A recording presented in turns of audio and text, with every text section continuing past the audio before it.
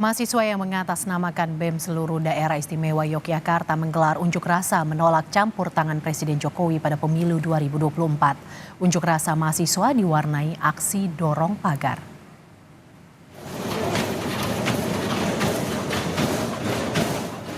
Unjuk rasa mahasiswa menolak campur tangan Presiden Joko Widodo pada pemilu 2024 terjadi di depan kantor DPRD DIY Jumat kemarin. Mahasiswa marah karena keinginan untuk masuk dan bertemu dengan anggota DPRD DIY dihadang oleh aparat keamanan. Alhasil, mahasiswa pun hanya bisa menggelar orasi di tepi jalan Malioboro.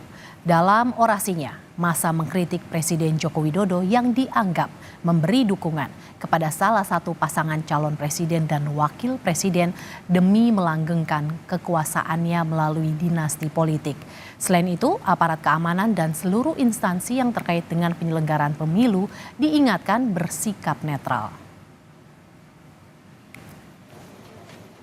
MK dikangkangi. Apa yang disebut supremasi hukum, Bapak Ibu semuanya, kawan-kawan, sudah tidak ada lagi. Tetapi hukum dijadikan instrumentalisasi. Hukum bisa dibeli hari ini. Hukum bisa dikangkangi tergantung siapa yang order, tergantung berapa banyak uangnya. Kita tidak anti paslon, Bapak Ibu saudara sekalian.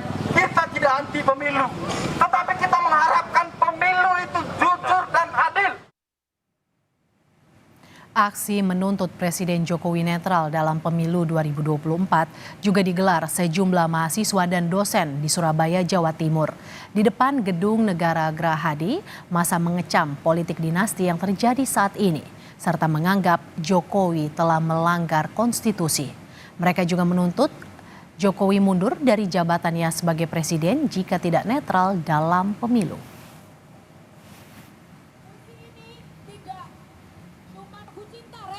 Iki kono jeritan hati rakyat.